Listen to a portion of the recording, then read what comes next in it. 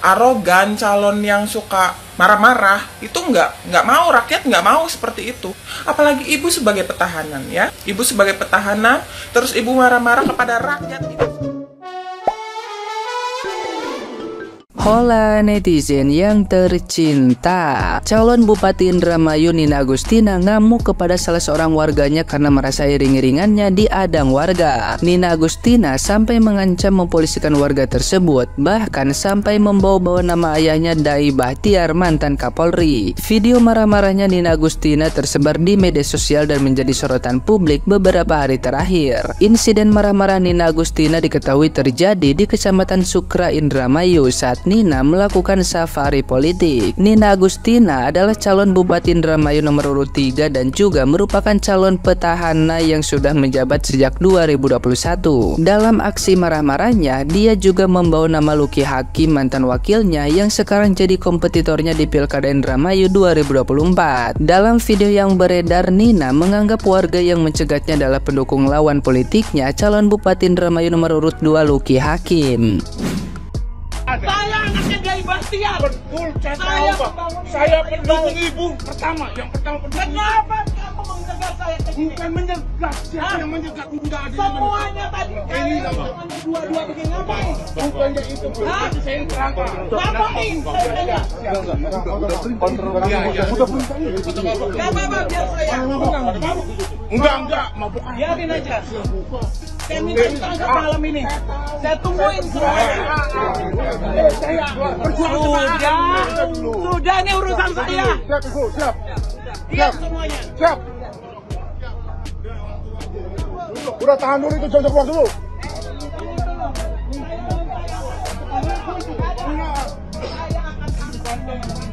Tolong semuanya yang tadi mendekat saya sini, duduk sini semuanya. Enggak, saya minta akan dilaporkan semuanya. Dan kumpulin semuanya, saya tungguin sini. Jangan pergi dulu, Bu. Saya tuh Bupati Indramayu. Urusan saya dengan Luki Hakim. Kok jahat sih kamu jadi warga Indramayu? Saya ini bekerja untuk Indramayu loh.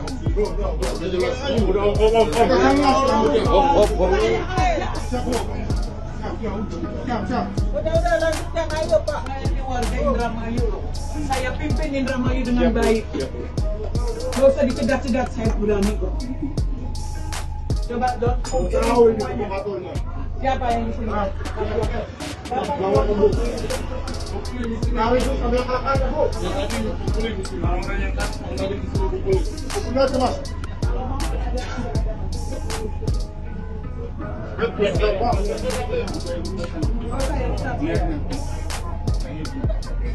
Saya minta KTP-nya. Saya minta KTP-nya hari ini. Saya minta KTP-nya sekarang. Saya bawa Anda ke Polsek. Kita bicara soal hukum sekarang. Saya minta. Minta ke Polsek ya. Iya. Langsung Polres Bima. Iya benar.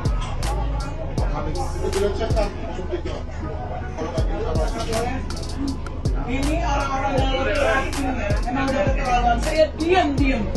Tapi udah keterlaluan. Saya jalan baik-baik, mereka angkat 2. Saya akan viralkan ini semuanya. Nanti videonya juga ada, Bu.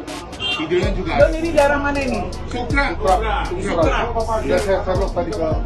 Keterlaluan ini Pak Kapolres. Ya, saya serok ini sekarang.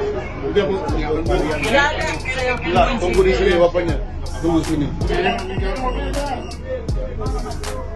Nah, gimana nih menurut netizen yang terhormat? Silahkan berkomentar ya. Baru juga jadi petahana, ya kan, nyalon lagi, udah berani intimidasi rakyat. Gimana periode keduanya nih orang? Aduh, sumpah kirimin lagi dong video-video kayak begini. Aduh, gue demen banget sumpah ngeriak. Di pilkada sekarang tuh unik-unik gitu calon-calonnya. Kenapa ya di pilkada sekarang tuh kayaknya calon-calon kepala daerah tuh, apalagi yang petahana tuh kayak berani banget gitu intimidasi masyarakat gitu. Ih, udah berasa powerful kali. Ih, aduh, mana pakai nyebut-nyebut nama bapak lagi. Ih, unik dah. Udah kayak anak SMP berantem. Gimana coba periode keduanya kayak gini mau dipilih sama masyarakat. Ih, ngarep tuh begitu. Nggak salah. nggak salah bapak lu mau begini kayak nggak salah, orang kita namanya ngedukung ya. Maaf izin state ya bang ya, namanya kita ngedukung, terserah kita dong ya kan, terserah kita. Jadi ibu yang tantrum ini harusnya ibu ya belajar dari pemilihan presiden kemarin ya, belajar dari pemilihan presiden kemarin. Calon yang tantruman, calon yang arogan, calon yang suka marah-marah itu nggak mau, rakyat nggak mau seperti itu.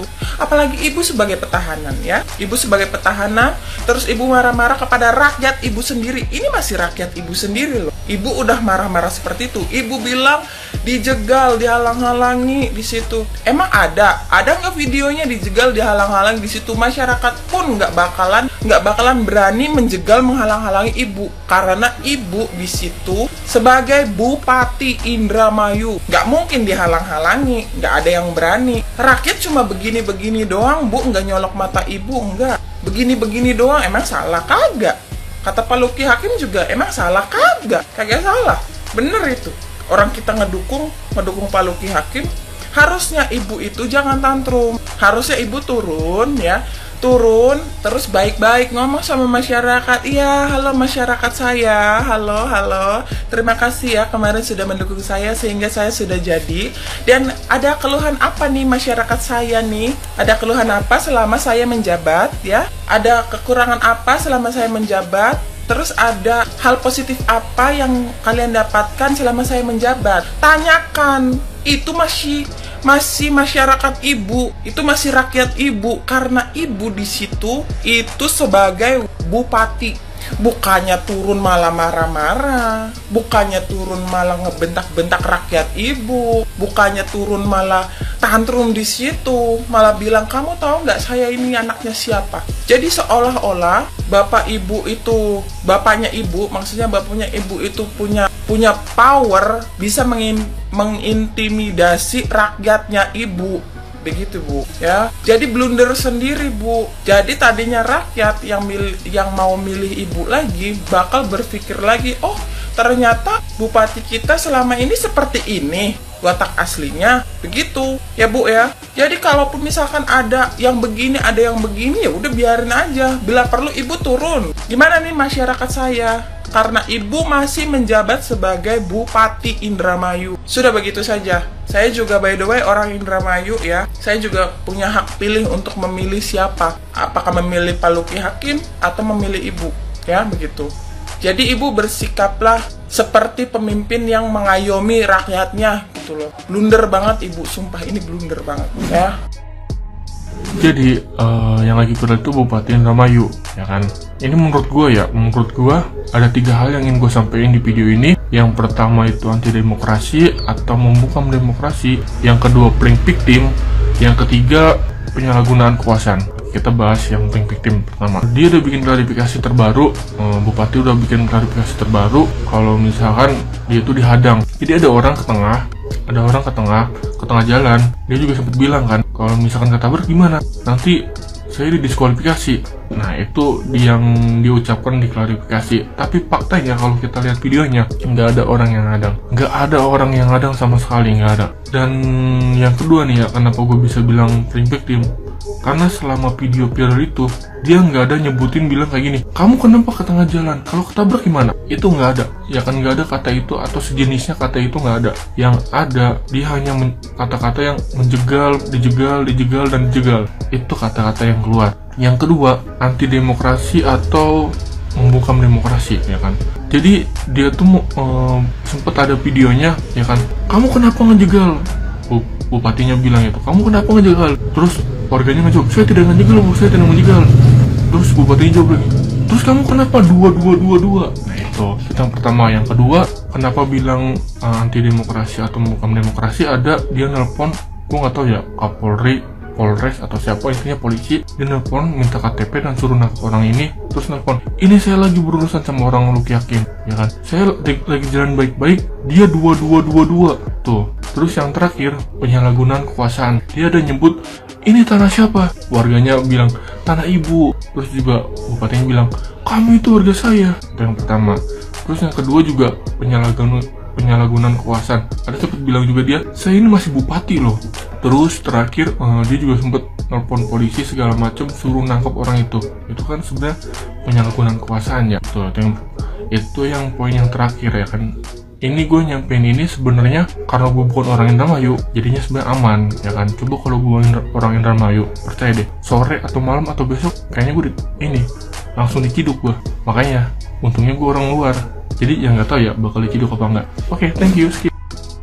Miris banget, serius, sumpah demi Allah miris banget ini. Jadi ini kejadiannya itu nggak seperti yang di framing oleh akun ini ya, nggak sama sekali. Jadi ceritanya, ya Allah aku sampai merinding banget loh. Astagfirullahaladzim. Jadi ceritanya hari ini ibu tuh ada kampanye di Desa Sukra ya.